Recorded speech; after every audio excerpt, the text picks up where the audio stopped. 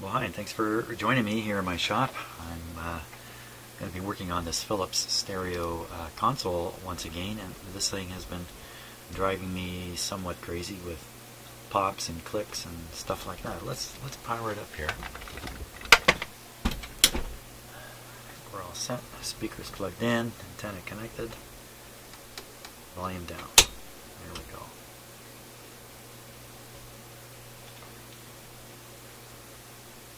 Oh, it's not turned on.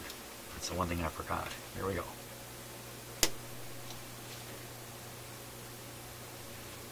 Okay, so we'll let this warm up, and we'll see what's happening with the clicks and the pops. Right now it's on phono.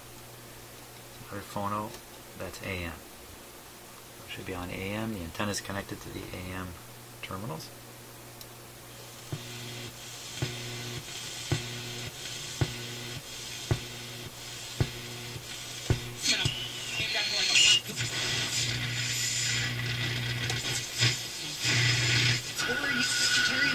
Who's brought up your kids without me?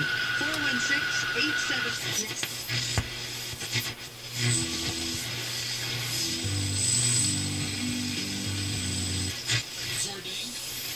I would stand with them. Most of them have died. I'll put it on full power, yeah? And I hand the torch to younger men today. They take the torch. When I'm out of the picture, they carry it on from... Okay, so it used to take about a minute or two for the pops and clicks to start.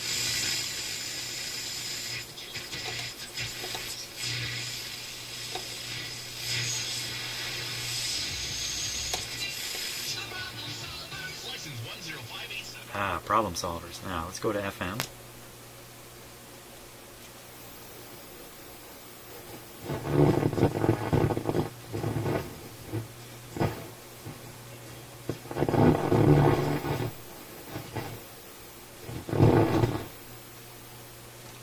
Move the antenna to the FM side.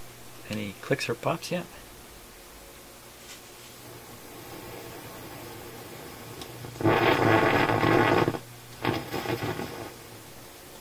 See the stereo light operates.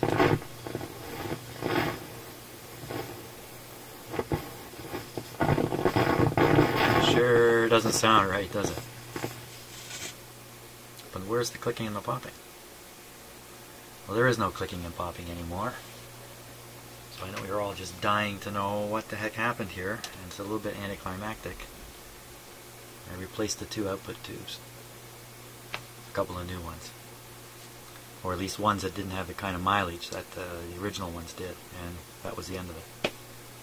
No more popping and clicking. So the whole time it was both, and by the way, it was both of the output tubes were generating those kinds of sounds. So certainly one of the things we want to check under here is what's going on with the voltages that are applied to this tube. Most importantly, the bias that's on it. So now, the next thing that's showing up right away is the situation with the FM.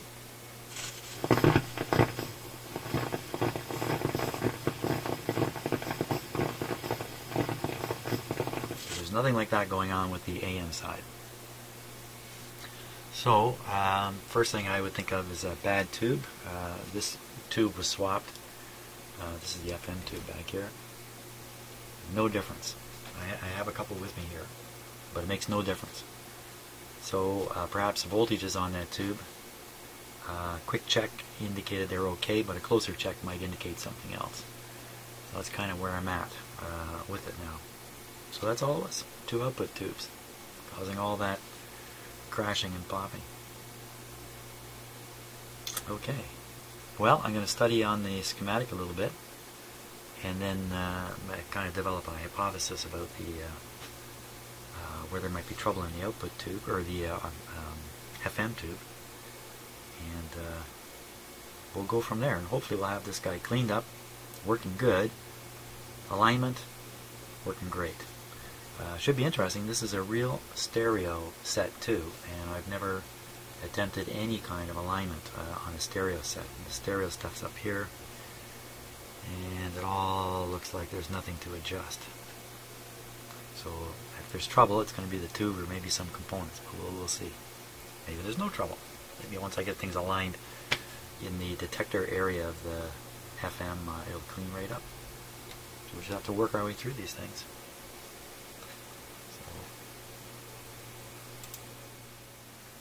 Okay, so I studied this schematic for about an hour, and here's what I've concluded. Okay, so if this tube is good, and I believe it is because I put a replacement in and got absolutely no change to the FM quality. This is the front end FM tube here. And the rest of these tubes up here in the radio all carry the AM signal along with the FM signal. So since AM works, I can assume all these tubes are working. Then the problem must be incorrect voltages on this tube, failure of this diode, failure of one of these two diodes, failure of one of these four diodes here. What are all these diodes doing in here? Well, in the FM side, the detector is done with diodes. The stereo detector is done with diodes. And down here, the automatic frequency control involves a diode. So that's what they're doing. One thing I'm not sure of is what kind of biasing, if anything, is on these diodes. And I don't think there is any kind of bias potential or going on with them. Not completely sure though.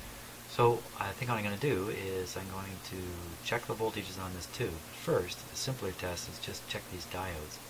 Pretty sure I can check them right in the circuit.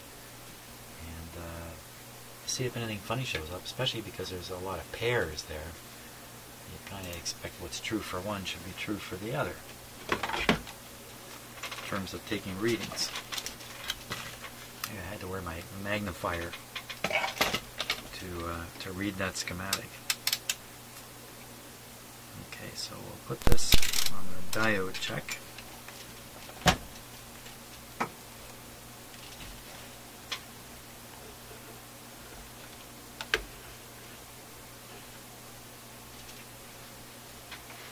Now, where are these diodes? Let's see.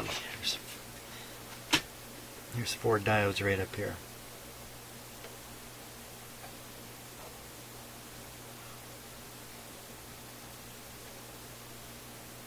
.416. There's another one. Reading these the same way.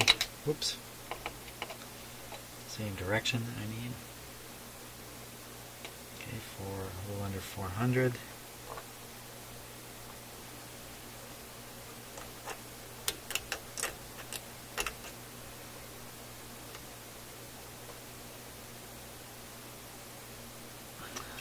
.480.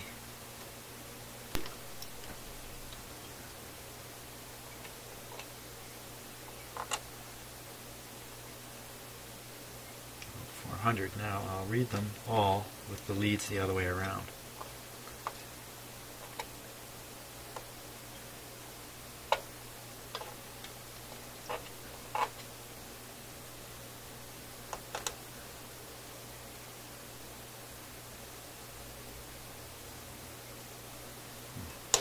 Same reading either direction. I'm just reading a resistor on the board or something.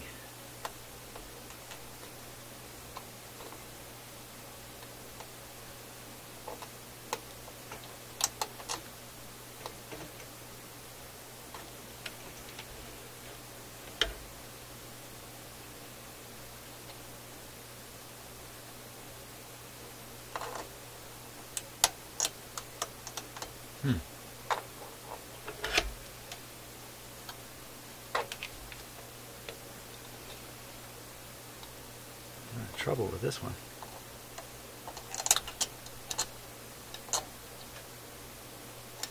Maybe we found something here. Okay, I'll put the leads the way they were the first time.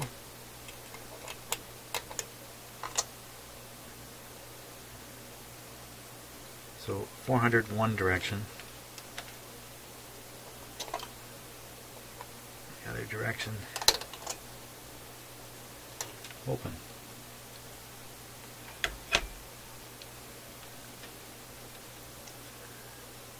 Don't know what kind of diodes these are. They might be germanium or something. Okay, this one here, one direction.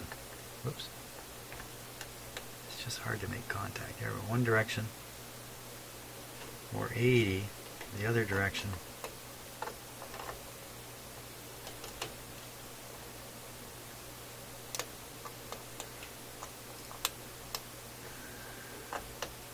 What the heck? I must have had my leads mixed up before. Open. Okay, I think that's just fine. Back up to this one. Open. Open. Okay, so I think that's fine. Saying 480 in one direction or something like that, and open in the other is good. I believe the 480 is 480 millivolts. Okay, and we'll try this one here.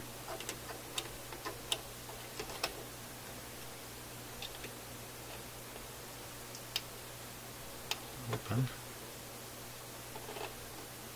The other way.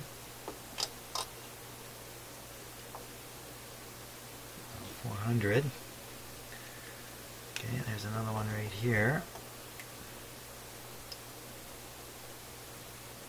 Okay, around 400 and the other way. Open, and there should be one more diode in here. 4, 1, 2.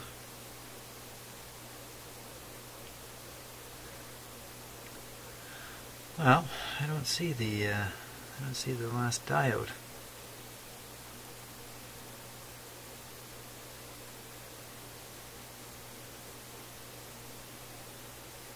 Well, I can't worry too much about it.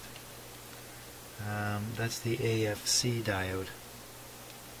I can't seem to spot. Maybe it's a different type, and I'm just not eyeballing it right here. Yeah. Maybe it's missing. Maybe that's the whole problem. The diode's gone missing.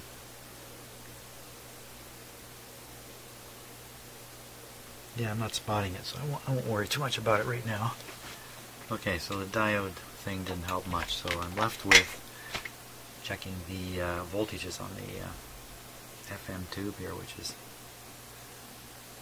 not pleasant. Now, the reason is it's very hard to get leads in underneath and get into contact with the tube. So I'm wondering, what can I get if I pull the tube out?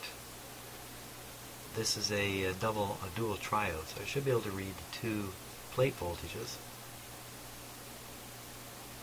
Well, it's a start. And what are they supposed to be? Something less than 140. I'll just show you that on the schematic here. Oop.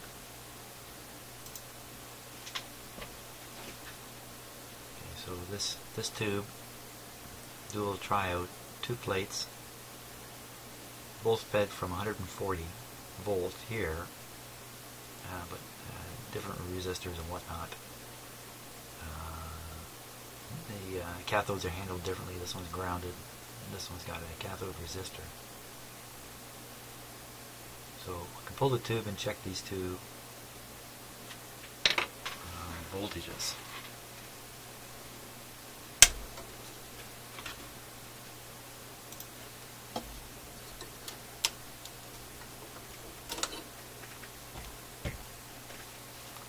Okay, we'll turn the set on. Now, which pins are those?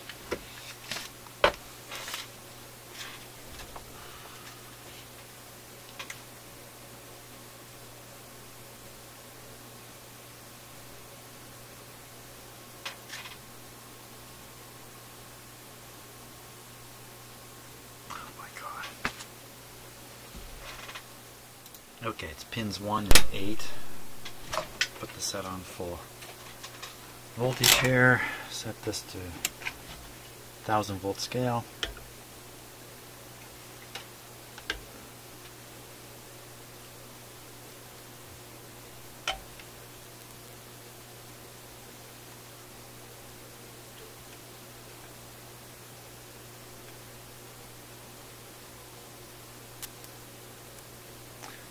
so that's one of the two pins.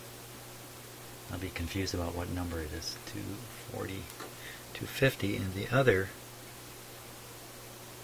hey, the other pin has nothing on it. Sorry about my arm there. Huh, how do you like that? I'm just going to check pin number 6, because it's very hard to tell the numbering here, or what might be pin number 6. Nothing going on there.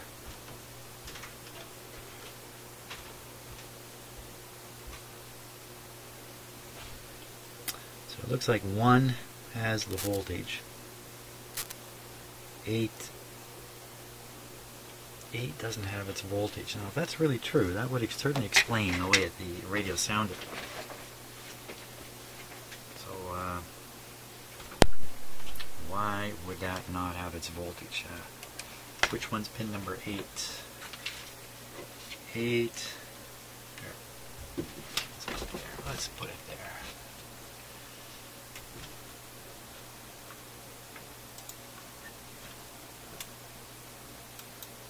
There we go. Pin number 8.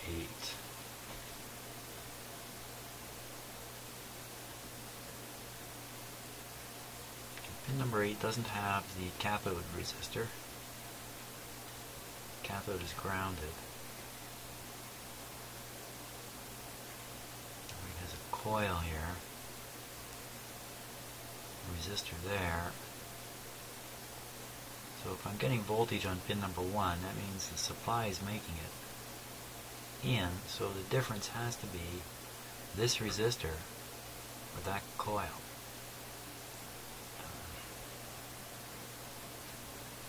Wow, well, I know when I look underneath there, it's going to be scary. Okay, so here's the FM section right underneath the tube.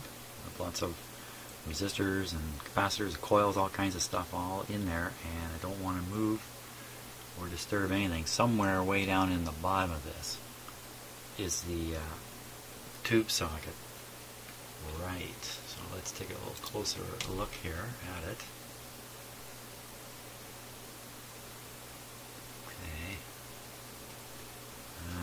Good luck. If I see anything funny in there.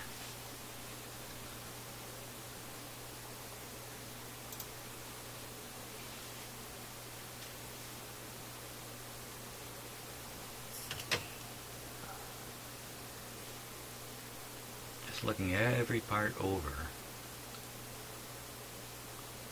No, those coils look pretty rugged. Some of those coils look very rugged.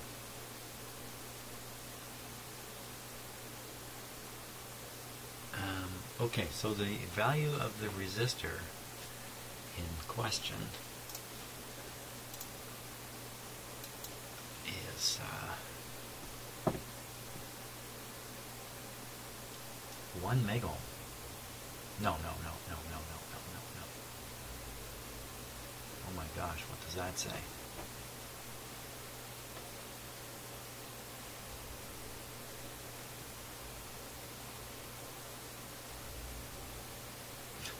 Looks like 0K to me.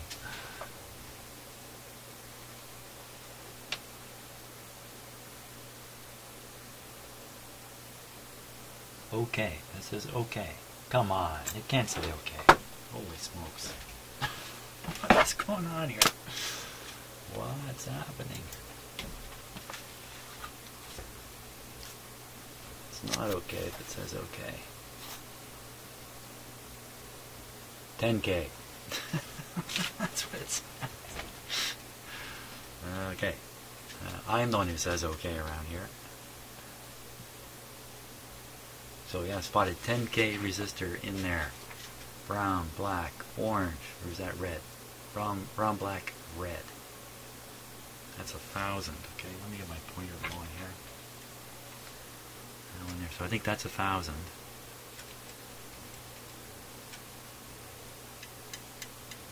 Oh my gosh.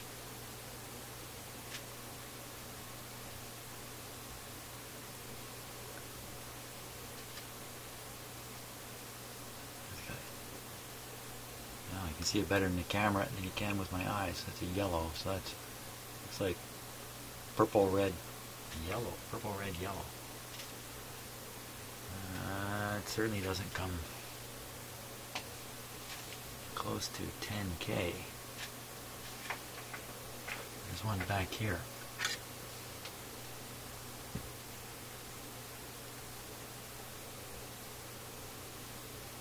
That looks like that might be a 10K back there.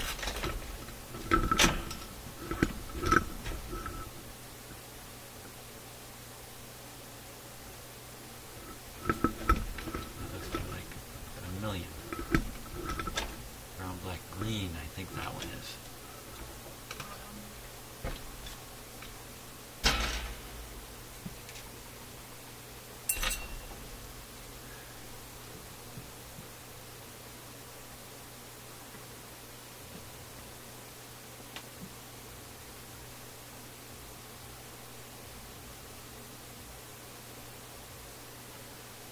Yikes. Huh.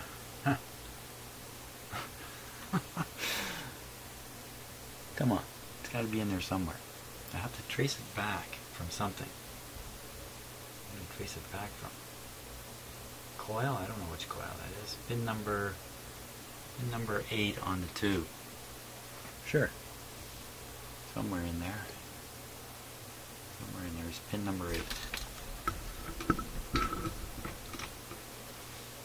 Oh my gosh.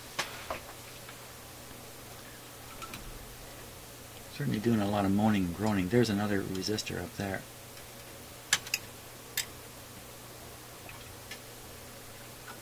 There it is. I think I found it. I think it's way up under here.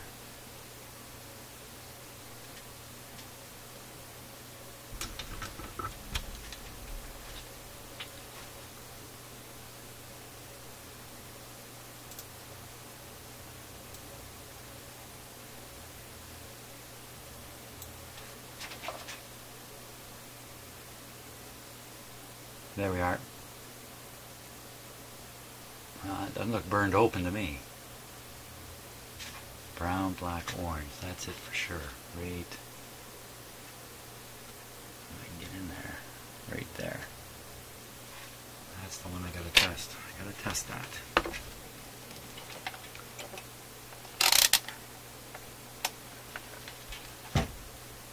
Might be easier ways to test it than trying to get right on the actual resistor.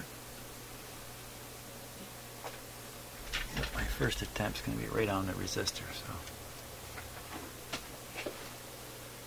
here's one lead comes to here.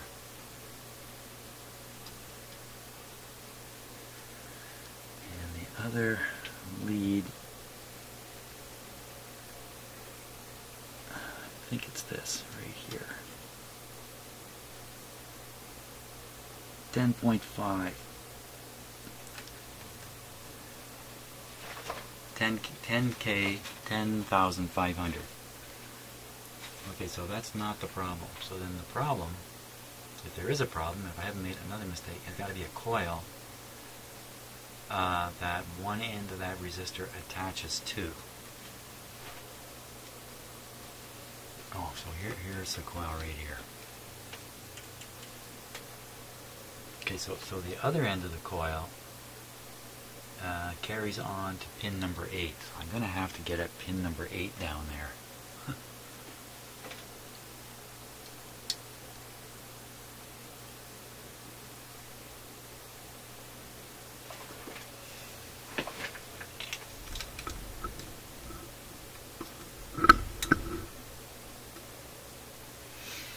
I'm assuming there's a gap in the pins on here I can spot.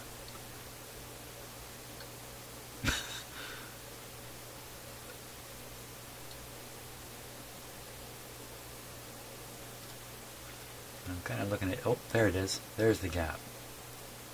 Okay, so pin number 8 is the one at the top of the gap. Oh, a lot of stuff hooked up to it.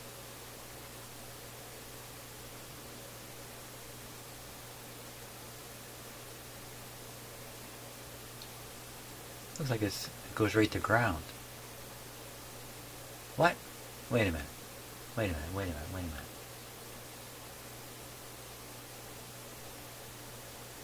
Yeah, you know what? somebody know? somebody know what? I got things wrong, don't I? It's not pin number 8. Okay, it's not pin number 8.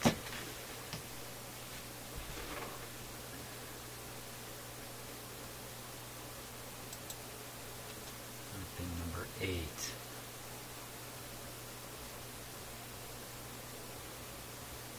6AQ8. Let me take a look at that in the good book here. Whoa, there's a there's a shot. Yeah, somewhere I'll work myself in here. 6AQ8, 6AS8, QRS, Q, 6AQ7. Come on. Oh, no 6AQ8 in here. No 6AQ8 in my book.